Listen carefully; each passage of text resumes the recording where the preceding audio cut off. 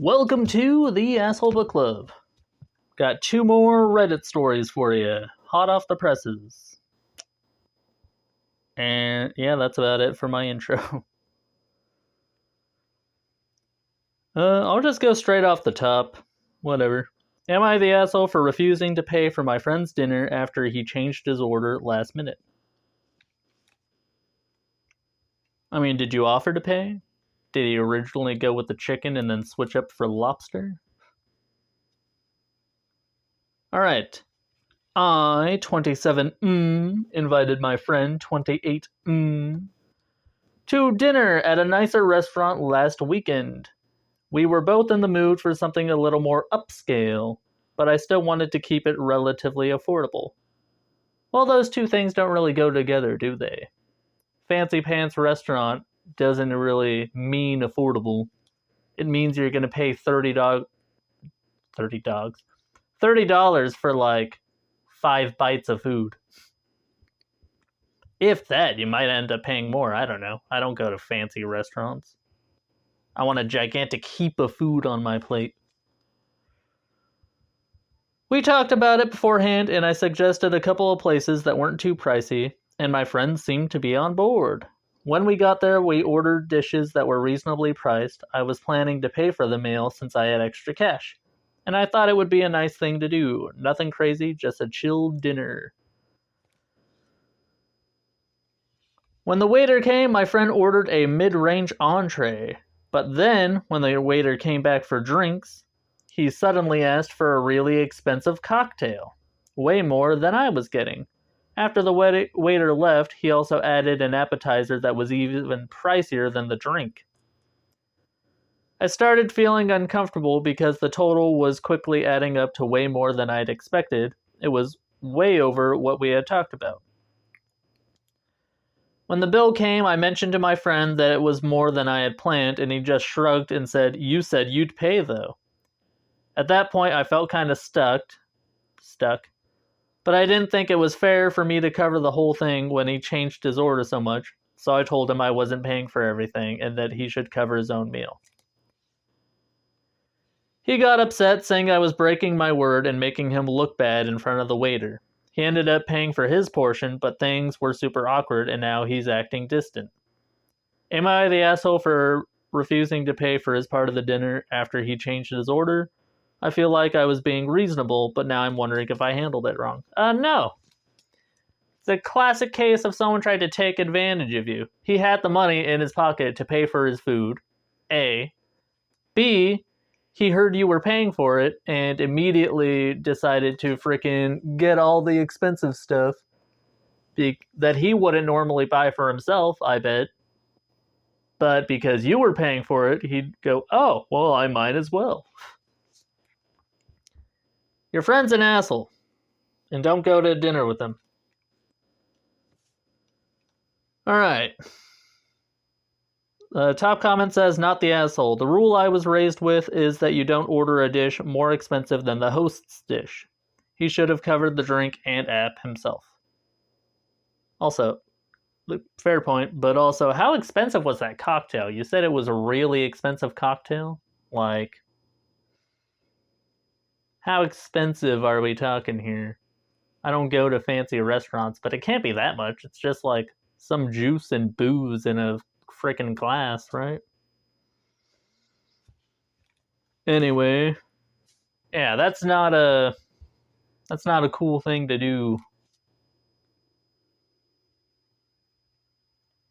My personal rule is when I go for lunch or dinner or whatever is to run what I want to order by the person, and if they're like, "Ooh, that's a little pricey," I'll go to a cheaper item. Doesn't matter too much. Am I the asshole for not considering a name important to my parents and my husband's parents for our daughter?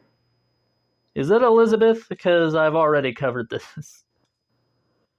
My husband and I had our first child together a week ago, and we chose a name that our families weren't thrilled about. Ren, for those who will ask. Yeah, but it's your kid, not your parents, so, I don't know.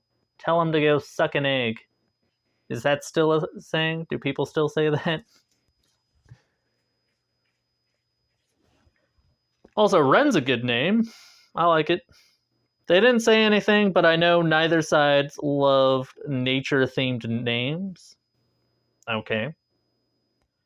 It was a couple of days after she was born that my parents told me they had the name Dorothy saved for a daughter after me when I was 2. They miscarried a baby and called her Dorothy in their hearts. They told me Dorothy would be a lovely name, and Dorothy Wren didn't sound terrible, so wouldn't that be a nice way to honor the baby who should have been my sibling? No, it's my baby. You're not naming my baby after the Wizard of Oz, all right? It's your baby, not my baby. A couple of days later, my husband's parents and my parents told us they wanted us to consider the name Dorothy. After discussing it, they realized it had a meaning on both sides. My in-laws were helped a lot by an old elderly neighbor when they first got married, and her name was Dorothy, and they always considered that name for a girl, but they had all boys. Both sets of parents said it was like a message being sent, and it would be a perfect name for our daughter. My husband reminded them that we already named our daughter, and she's Wren. The parents asked me to consider it as the mom, and I said no, that my husband and I chose the name we feel is right for our daughter, and we have zero regrets. They told us that back in their day, you took your parents' and family's wishes on board with naming your children and followed the conventions of the past. My husband actually argued with his parents because they didn't speak to either of their first families and were estranged from them. So they're full of shit, really. They were estranged from them for their entire lives. But there was still a lot of pushback, and my parents said it was hurtful that I wouldn't even consider it. Because you know how many Dorothys there are out there? And also, I can't stress this enough, it's your baby! Like, Jesus Christ. To be fair, there's also a lot of Wrens out there, but that's fine. Like, tell them that if they want, to name a girl Dorothy, they should adopt a baby and name her Dorothy. I don't think that's how that works. I think the babies are already named, but whatever. Top comment is a book. Okay, nope. Don't your parents know that this is your child and not a family project? True. Excuse me. The parents get to name the child, not the grandparents. Sure, the grandparents can express their preference, but their preference doesn't constitute an obligation on your part. Also, why call your child after someone who has no connection to your own life? That just doesn't make sense to me. It's true, names used to be passed down. However, unless you're a fervent Catholic or a member of a noble family, this convention has gone the way of the dinosaur. Yes, it still happens, but as a matter of free choice, not coercion. Suppose you did call your child Dorothy. It would be called Dora later on, and I can hear it now, the endless references to Dora. Okay, I'm not reading the rest of this, but something about Dora the Explorer. Shut up! Yeah, name your kid what you want to name your kid. Family naming conventions and the tradition of names is stupid. All right?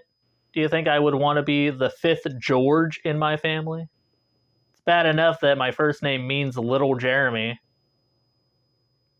after my father, my biological father, Jeremy.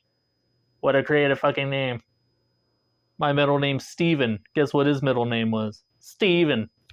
Fuck that.